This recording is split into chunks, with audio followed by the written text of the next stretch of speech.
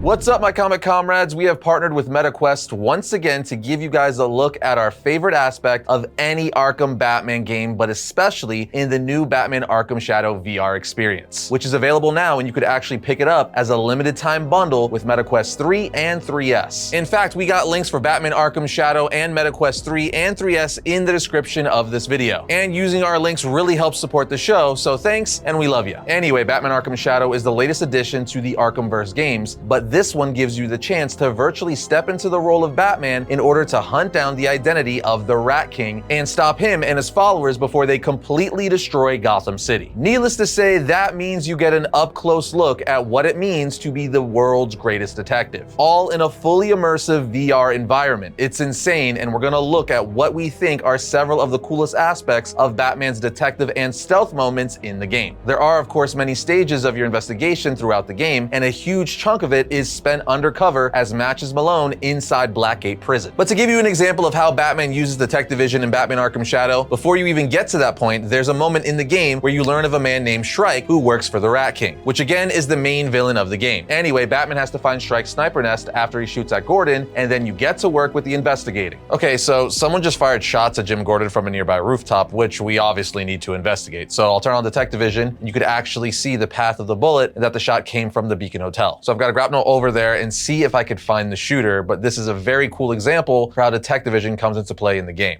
What is this? Ah, the switch. There it is, see? So this is what I keep talking about, detective vision. This switch is gonna open this, or a switch is gonna open this door, that's why it's in orange. Another cool thing to look out for as you explore different areas is that when you see posters like this, you could use detective vision to look for phone numbers like you see on this Harvey Dent for Gotham DA poster. Then you could save those numbers, and when you find a payphone, you can call them to get additional clues and hidden messages. All right, it looks like I'm getting closer to Shrike's nest, but it says to switch to detective vision, which means there's some important clues nearby. So I toggle on detective vision and start looking around, and I immediately see a couple items identified on that table in the corner and on the floor behind me. Here we go. So it's really cool as you can see, like what was just on the screen is it tells you that's only one of two clues, so we gotta get this right here. Press B. Heptane, acetone, and methanol. Gun cleaner. Shrike would have been rushing to escape. Spatter analysis suggests he dropped an aerosol container. The gun cleaner combined with the butane from the paper Shrike was burning could be enough for me to perform a chemical trace and track his location. Initiating. So just from that alone, getting those two clues, we were able to do a chemical trace and track down where he is. You can even see like the little chemicals in the air right now, which is awesome. But again, you need to be in detective vision to see all this stuff. It's really the most important tool in your detective arsenal. Like when those clues are right here, the paper, it says right there, just popped up, lights up orange, and then we go out, find the second clue, and then it scans it for you. I mean, it's just like the other Arkham games, but again, more immersive. Well, I gotta go down? Yep, we're going down. Okay, at this point we are in full investigation mode, so I'm still in detective vision to follow the chemical trace we just picked up outside, which hopefully will lead us to Shrike. But again, detective vision also lets me identify threats through doors, walls, etc. It allows you to see stuff like this door right here. Like clearly we gotta go in here, so. Oh, and there's someone in there with a crowbar. Look, just a door, boom. Someone with a crowbar ready to beat me up apparently. Oh, Barbara. Barbara, what the hell are you doing? I thought you were Shrike. All right, so I'm back on Shrike's trail using the chemical trace, and that led me to this hidden safe, as well as this cryptic message on the wall above. So Batman has automatically initiated a search perimeter for the passcode to the safe, and I have to use detective vision to locate it. Let me in, there we go. That's it. Cool, oh my God, all right. This is kind of awesome. Grey Ghost. There's a Grey Ghost poster in this room, coming soon to Monarch Theater. Revenge is not always black and white, the ghost in gray. That is brilliant. For those of you who are big Batman fans like myself, that's a callback to the Batman animated series episode where we find out Bruce's childhood hero was Grey Ghost, who was voiced by the great Adam West, 66 Batman. So that's an awesome Easter egg. Really, really cool. But I don't know if what I need is in here. Although, again, that poster's awesome. Time to beat up some bad guys before we get to Shrike. All right, glide kick, let's go. In the face. All right, well, this is awesome. Look at that. This is Monarch Theater, the theater that little Bruce left that infamous night when his parents were murdered in Crime Alley. That is kind of crazy. This has always been one of my favorite parts in the Arkham games. You could use underground vents in certain locations to sneak up on targets using detective vision.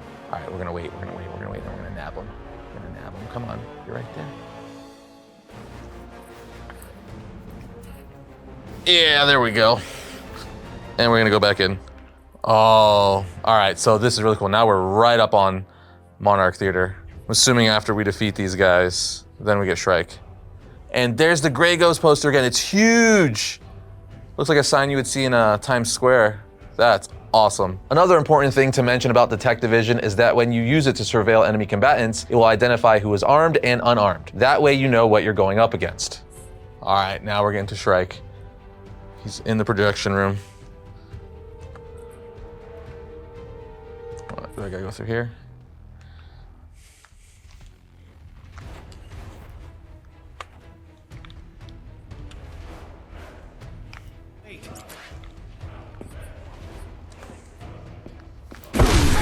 What's the big idea? Oh, What headbutt. hole you crawled out of, Rat? Listen to me carefully. What's the target? You're too late. Shrike already left.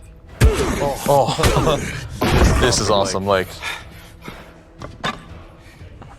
one-on-one fighting?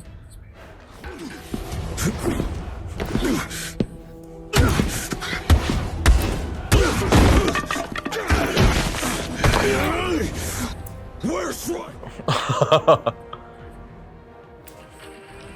Awesome. All right, there's Leslie. Dude, this is kind of trippy. She looks like she's standing right in front of me. I hear GCPD. Whoa, cool. Dude, that's crazy. Look at this. Oh, there he is down there. Let's take him down.